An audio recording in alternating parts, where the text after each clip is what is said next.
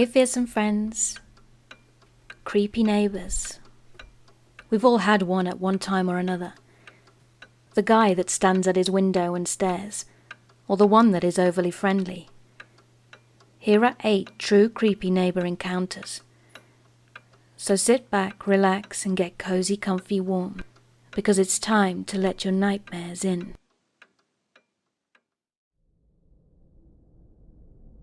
When I, a 33-year-old female, was a kid, I lived in a pretty creepy neighbourhood, in the sense that we were surrounded by cemeteries and a pretty creepy mountain.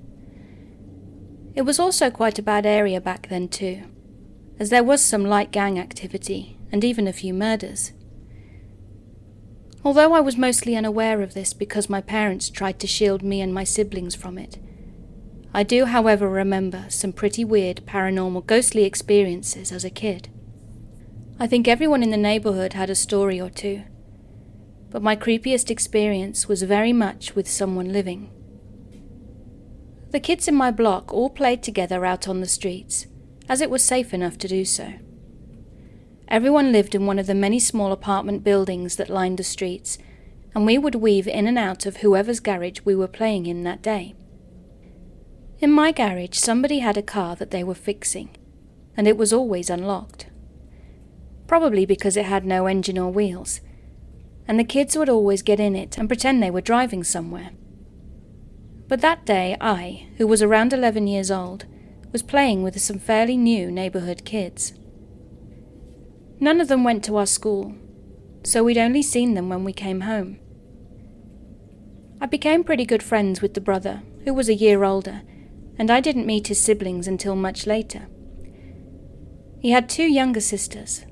One I remember was in kindergarten, because she kept talking about it, and the elder was maybe a year or 2 younger than me.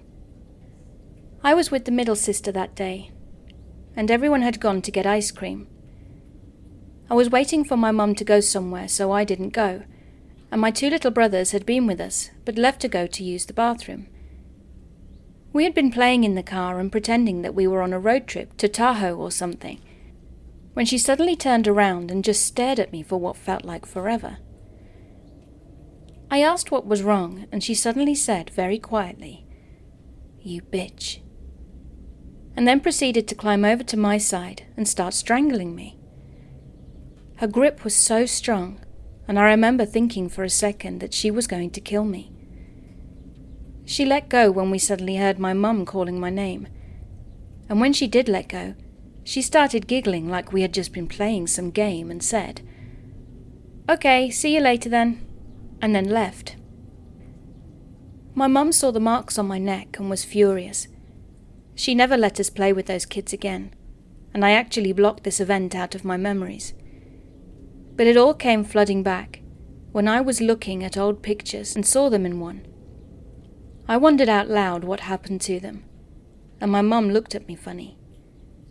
My brother reminded me why we never saw them again, and the memory of that moment just rushed back.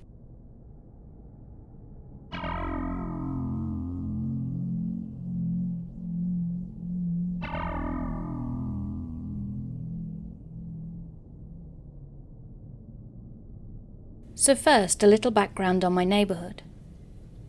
It wasn't always a safe place. There used to be a lot of drugs and gangs over here, and if you ever went over to the wrong side of the neighbourhood, you could get into trouble. As kids, we were never allowed to go to that side at all, and I would say on average 1 to 3 times a month, I would wake up to the sound of gunshots at night, or someone screaming. Sometimes when I was walking my dog, I would find small plastic baggies on the ground, which were obviously for storing drugs. Basically, it was the kind of place that's relatively safe during the day, but it is definitely the place you don't want to be at night. Anyway, I don't know exactly what happened, but around 5 years ago the cops started swarming my neighbourhood constantly, and the violence in my neighbourhood kinda started to die down. I began to find a lot less drug bags, and I haven't awoken to the sound of gunshots since. I can only guess that the cops had managed to crack down on a couple of selling operations or something. However, even though things have died down since around 5 years ago, We still avoid that side of the neighbourhood just to be safe. Now this is an account of one of the only crimes in my neighbourhood that I can remember. I forgot some of the details of the story though, so please bear with me. My brother was around 14 at the time, and I was around 11, and we went outside our apartment to play around the time it started to get dark. It was twilight outside, and the sun was about to go down, and as we made our way back to our apartment, we saw some people arguing in the street a few dozen yards away from our place. I'm pretty sure one was a light-skinned female, the other a dark-skinned male, but I don't remember what they were wearing or anything about them other than their faces. They were yelling about something, and I don't think they noticed us at all. But we just rushed inside, not thinking any more about it. Now I want to say an hour or so went by, as it was then almost completely dark. Our mum told us to go walk the dog for the final part of the day, but to try and make it quick because it was so dark outside. When we got out there, first thing we noticed was the ambulance and police cars out front. The second thing we noticed was that they were all around the exact place that we'd seen the two people arguing. After we finished walking the dog, we told Mum about the police cars and ambulances, and she told us we should have just come inside instead of continuing to walk the dog when a crime had so recently been committed. We told her about the people we'd seen arguing earlier, and she seemed kind of shocked. But for some strange reason, she didn't take us to the cops outside to tell them we'd seen them, which I'm still a bit confused about to this day. Well, there's no helping it now. I don't know if the woman died or not, but seeing as how the cops were blocking the scene with a bunch of tape and cars, I think it's safe to say that things didn't go her way. The fact that we didn't hear any gunshots or screams means the man must have done it quickly and quietly somehow. Maybe he strangled the woman. Maybe he used a knife. I don't really know. But what I do know is that I'm glad that me and my brother had the sense to just get out of there when we did, because we could have potentially gotten involved if we'd stayed even a little bit longer.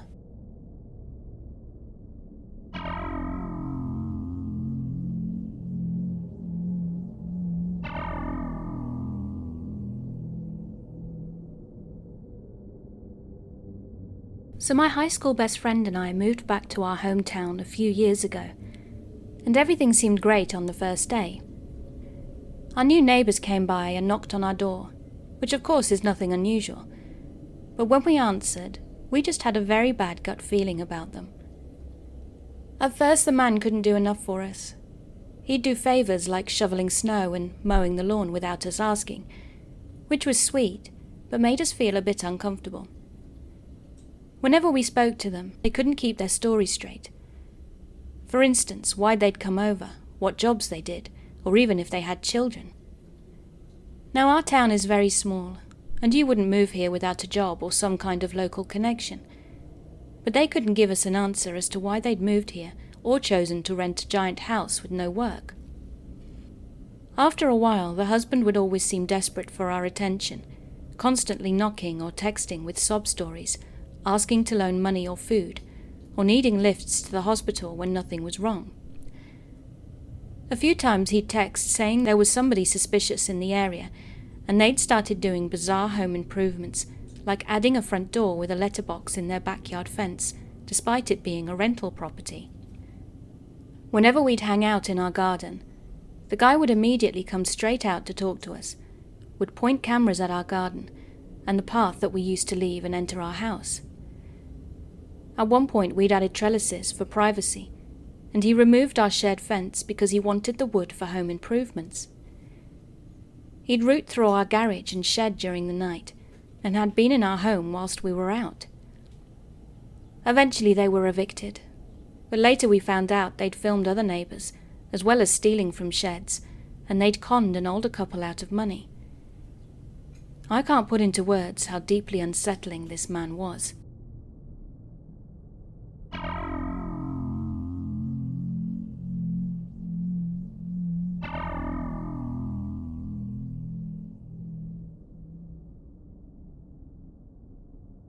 Okay, so this just happened and I'm still freaked out. If I'm overreacting, please let me know, but I'm still shaking typing this. I live in a small town. I'm a stay-at-home mum with a 10-month-old son, and I frequently go on runs through town. I go to the park, go to the library, or just go on long walks to get us out of the house, and I've never had any issues other than making friends with neighbourhood dogs that I can't take home. Now we have 4 sets of neighbours. 2 are normal. We know one family well, and the other we simply wave at every now and then. But the other 2 seem to have substance abuse issues, and we've had problems before. But never with this guy I'm talking about in particular. One of those neighbours with the substance abuse problems has an adult son who lives with them, and doesn't seem to have a job, since he's home most of the time. Ever since we moved here, he has had a staring problem, like watching me doing the gardening, or playing with my dogs, or anything basically. I have pretty much ignored it and tried not to freak out, because I think maybe he just has a mental illness and has never actually approached me. Today my son and I decided to go to the library and the park, and on the way there I noticed this guy standing next to a truck in a parking lot that is connected to the sidewalk that we are on. He and another person in the truck were talking and looking at me as I walked past. I didn't catch anything they were saying, but I suddenly got this really uncomfortable feeling and got to the library as fast as I could, so I'd be around more people. I calmed down once I was there and told myself I was being silly.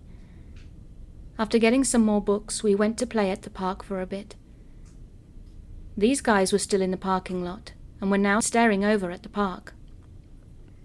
After spending as much time as humanly possible at the park with my baby, I finally bit the bullet and started off home. We were there maybe 45 minutes in total. I had to walk past them again, and as soon as I did, the guy started following me. He had a coat on with the hood up. It's 70 degrees here today, and was walking with his hands in his pockets and his head down.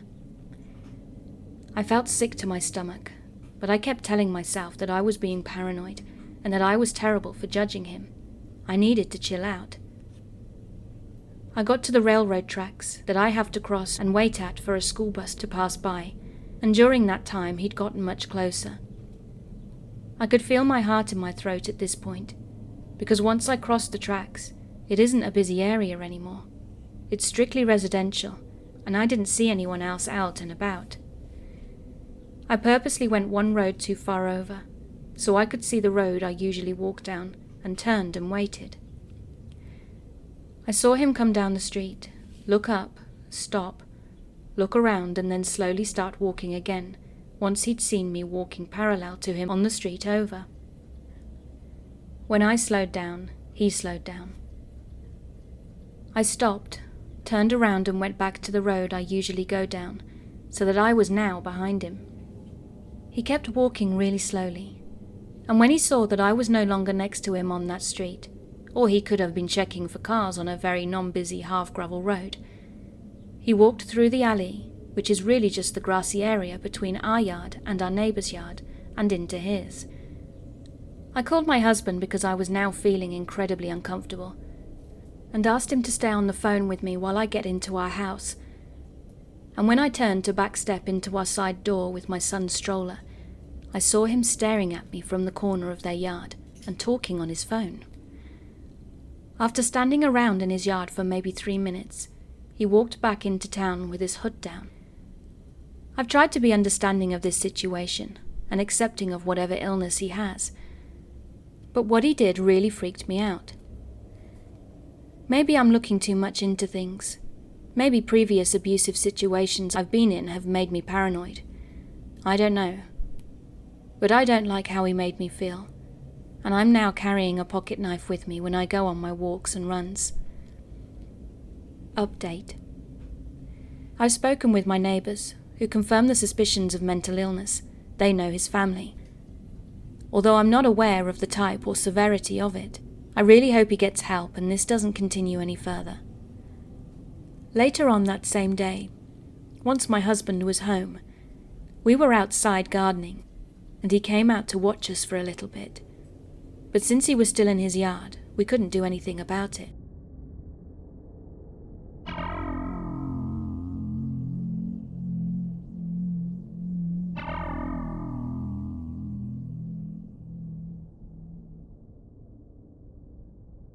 When I lived in Tucson, I rented a home in a retirement community where I had a Harley-Davidson and was living with my dog.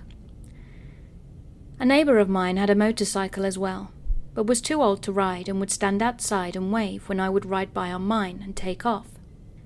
He lived just across from me. The neighbour next to him said he was a really nice guy and could use a friend and someone to help out from time to time with things, seeing as he was older and I was in my early 30s. One day I was on my ladder, cutting branches on my mesquite tree, and he asked if I could swing by afterwards and cut a few of his branches as well. I gladly said yes, and we got to chatting. He told me his wife of nearly 70 years had passed away about 5 years ago, and he had said he'd been sad and lonely ever since.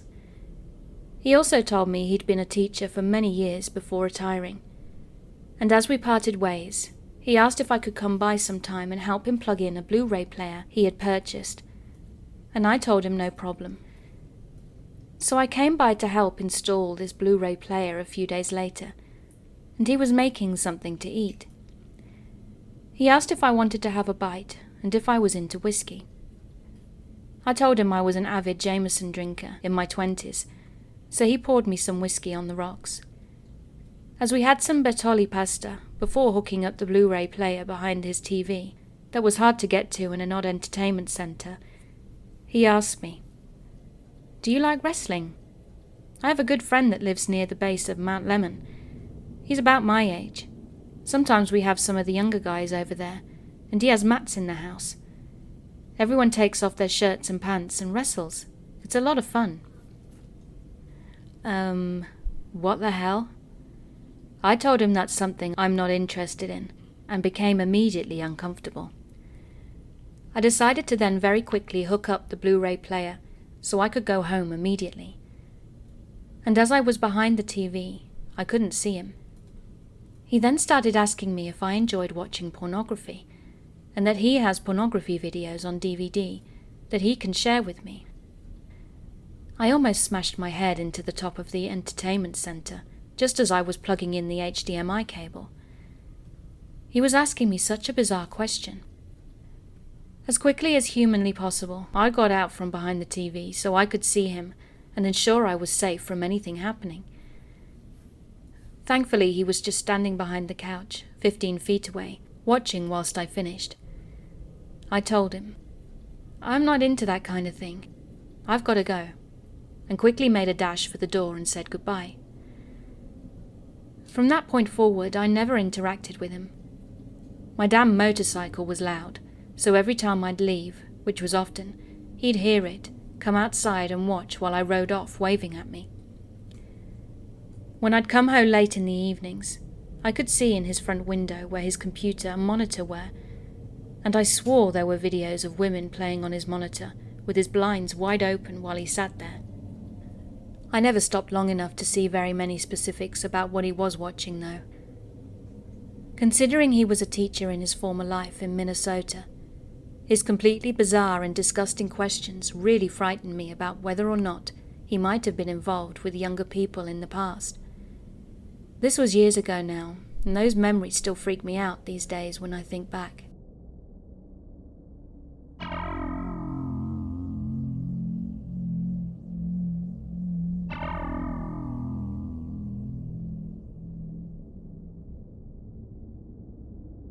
I never realized how creepy this was until recently. When I was around 8 or 9, I'm 18 now, I lived in a tenement flat on the ground floor, and there was a lady who lived upstairs who always creeped me out. Every time I saw her, she would tell me to give her a kiss hello on the cheek, which isn't really normal where I live, especially with people you don't know. It was always when I wasn't with either of my parents too, which I found even more uncomfortable. But I would do it anyway, because I was a dumb kid who didn't want to get into trouble for being rude. She was always losing her cat, and would regularly ask me to come up to her flat to help her find it. I always thought this was a little off, so never went.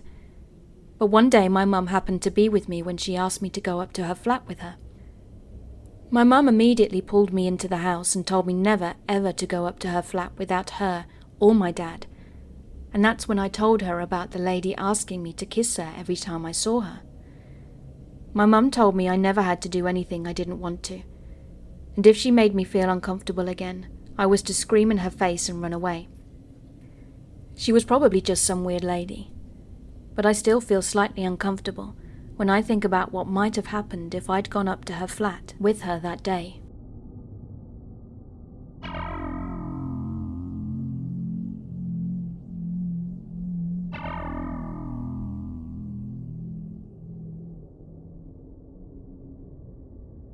My family and I moved to Canada in 2014, and we had neighbours that were living in the basement of the place that we were renting. They were a couple, a white male and a Filipino woman. Also, our house was very close to my high school, at a 7 to 10 minute walk. The first few weeks there, the man in the basement was very nice. He shared his internet with us and told us we could borrow his truck to move our furniture and belongings, etc. But after a while, he started to act very differently. He was constantly knocking on our door, complaining about different things, one of them being noise. Now you have to understand that the house was old and it was creaky. We are generally a quiet family, considering that I have a condition that makes my ears very sensitive to noise.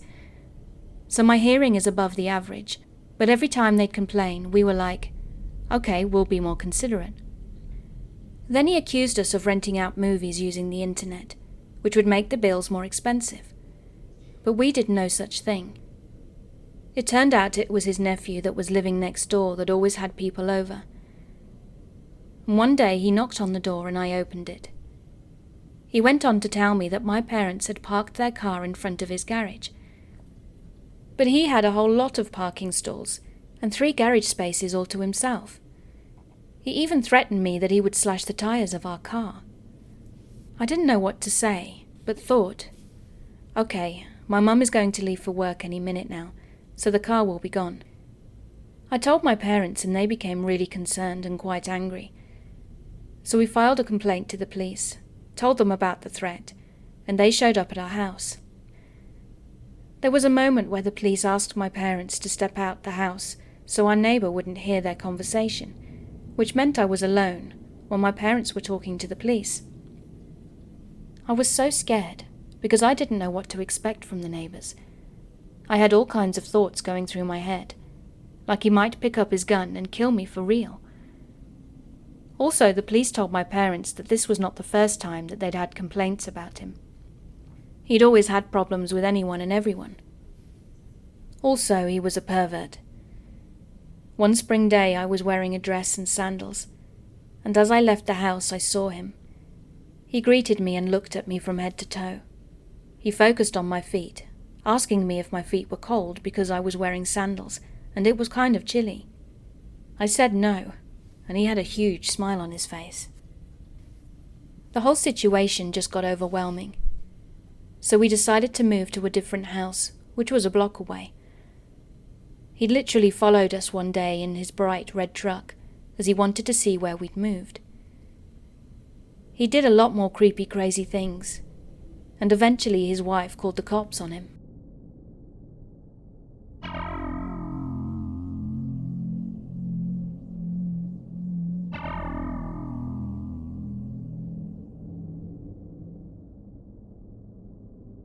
Before I begin, I just want to say I've never posted anything like this or had any form of interaction like this whatsoever. This just happened about an hour ago, and I'm still shaken by it. So if the story sounds a bit messy, I apologize. Let me preface by saying that I live on the outskirts of town, about a good 15 miles or so. My girlfriend had just gotten out of her 2-week quarantine because she had the virus. So naturally, a day after it was done, I picked her up in the afternoon and we spent the day together.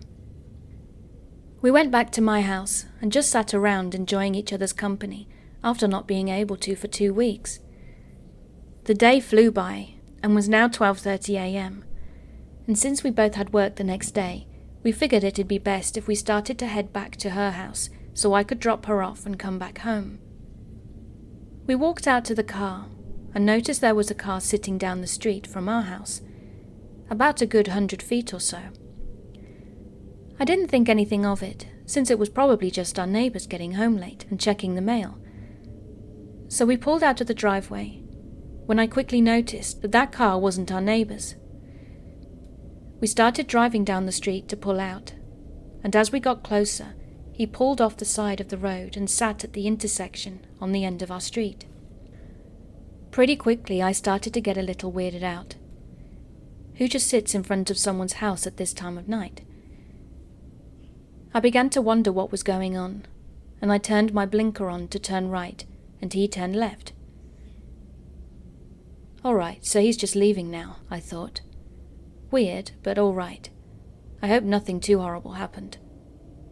I looked in my mirror to get another look at the car, and it was an '05 Subaru Outback with a broken taillight. In my looking back at him, he approached the light down the hill, and very quickly turned around. I began to get uneasy, so I started to speed up a little and reached the intersection opposite in our direction. I turned left to keep driving, hoping he wasn't following, but he turned left as well. It's fair to say I was sort of freaking out at this point, so I took another left onto a back road to see if he really truly was following us. He takes the left as well. He's now right on our ass at this point. My girlfriend is starting to get really creeped out by this guy, and to be quite frank, so am I. Of all things to happen up to now, and he gets in the oncoming lane, to what I assume was to pass us. Instead he got in the lane, just barely out of my blind spot, and continued driving the same speed I was for a few seconds, before I started pushing my brakes to try and let him pass me. He slowed down too, and we both slowed to the point where we were just sitting in the middle of the road, him still in the oncoming lane. I rolled down my window and asked if everything was all right, given the guy was clearly unstable or drunk. After I asked that, though, is when I really got creeped out and realized I needed to just book it and get this guy away from me immediately. He looked at me with a 1,000-yard stare, started to smirk, and began fumbling over his words in response. After that I told him that I was just making sure, and told him to have a good night. I booked it, looked in the mirror, and he turned around in the middle of the road again. My girlfriend and I were both in shock after what we had just gone through, wondering what the hell had just happened, until we got off the back road near her house, and she said she'd seen someone behind us. I didn't even bother looking. I just took the quickest turn off to another road and tried to get this guy away from us as quickly as possible. We drove around for probably half an hour, before I finally managed to drop her off and come back home. In all honesty though, I just hope the family in the house where the guy was parked is okay.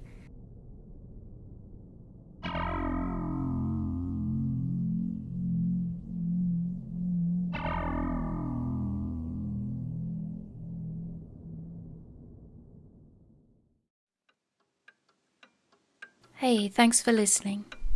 I hope you enjoyed my video. And if you did, could you please give me virtual hugs by subscribing and clicking that notifications button. I also have a Patreon page and YouTube channel membership if you'd like to support me further. Thank you again for being here. Keep being creepy.